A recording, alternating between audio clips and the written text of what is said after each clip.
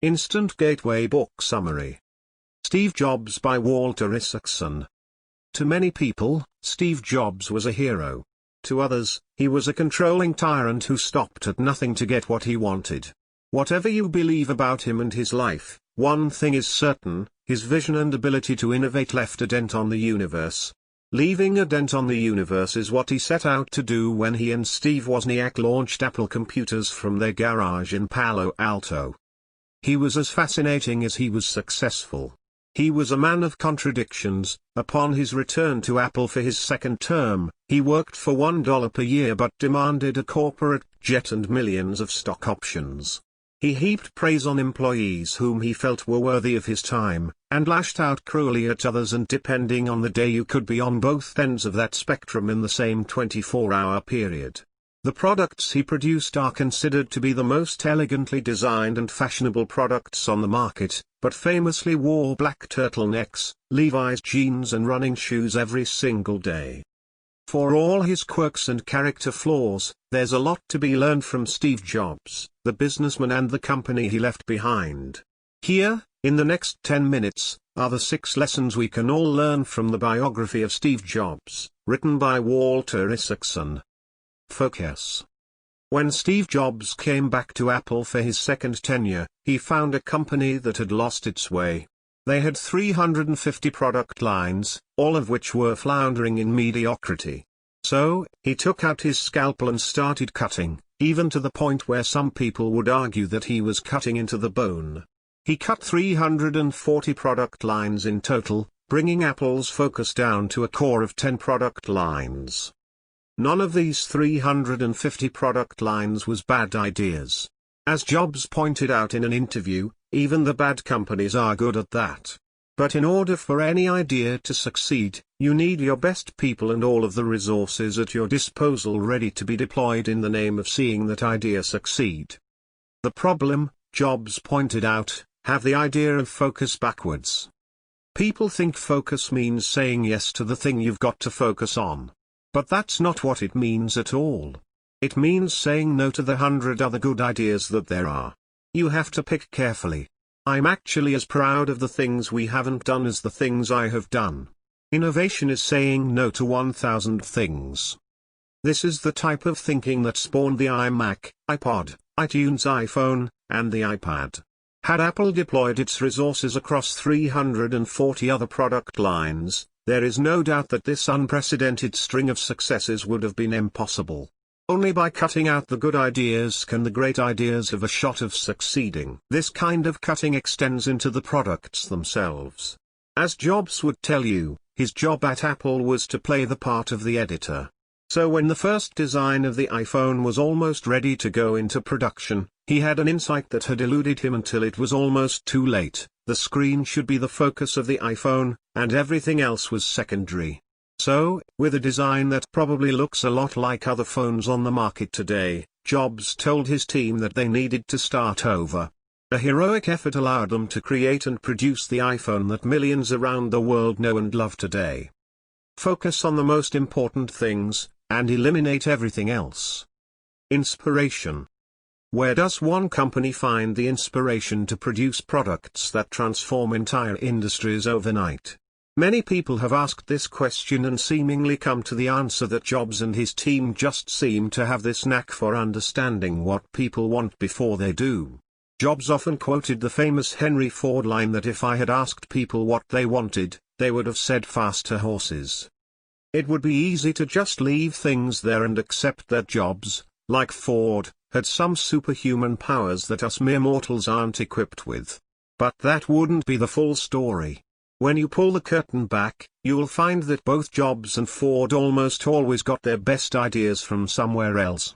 This quote from a 1994 interview with Jobs will give you some insight. It comes down to trying to expose yourself to the best things that humans have done. And then try to bring those things into what you are doing. Picasso had a saying, "Good artists copy, great artists steal." Great artists steal, indeed. Ford got the idea for the assembly line while visiting a slaughterhouse in Chicago.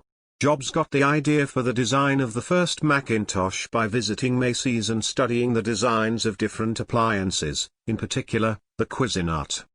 What's interesting, though, is where they got their ideas from. Most companies can't help but look for new ideas by studying their competitors. Surely, if your competitor has designed a new feature in their product, the marketplace must want it, the argument goes. Then the rest of the marketplace does the same until every product looks like. Just take a stroll to your neighborhood electronics store and browse the aisles with the tablet computers. They are all black and look remarkably similar to the iPad. But Jobs found his ideas everywhere except for in the computer industry. As it turns out, stealing proven ideas from other industries will almost always lead to a competitive advantage in your own. The main ingredient that Jobs, Ford, and all great innovators have? Curiosity. So while other companies in your industry are busy stealing each other's ideas, you should get busy stealing your own from anywhere else. Product. There's no question that an Apple product is a well-designed product. The fanaticism that Jobs instilled about making the product perfect is probably the single biggest thing that Jobs has left as a legacy for the company. This trait he stole from another influential person in his life, his father. When he was a kid growing up in a middle-class neighborhood, Jobs recalls that his father was able to build anything and had a pretty good sense of design. As Jobs was showing Isaacson around his childhood home, he couldn't help but stop and tell a story about the fence that his father built 50 years prior, and that was still standing. His father had told him that it was important to craft the backs of the things he would build, like cabinets and fences, even though these things were hidden from view. Jobs carried this passion for creating great products with him throughout his life and career. He obsessed over these things so greatly that when he first became a rich man, his mansion contained almost no furniture because he wouldn't buy anything that wasn't perfect. To Jobs, the product was everything. It was so important in fact that when he came back to Apple he decided that Jonathan Ives, their lead designer at the time, should report directly to him. In most companies, the design team does not have a seat at the boardroom table. The engineering team tells the design team the specs they want to create, and then they build a nice case around it. At Apple, this relationship gets reversed. The design team tells the engineering team how they need to configure their contribution to the end product. The dominating theme of any Apple product, from the beginning of the company, is simplicity. Jobs felt that it was critical that their products are incredibly easy to use, right out of the box. In order to accomplish this, they had to master almost everything there was to master in building a consumer electronic product, from manufacturing, so they could understand what was possible from an industrial design perspective, to the interface, so that it was intuitive to use. There's a saying from Oliver Wendell Holmes that applies here: I would not give a fig for the simplicity this side of complexity, but I would give my life for the simplicity on the other side of complexity.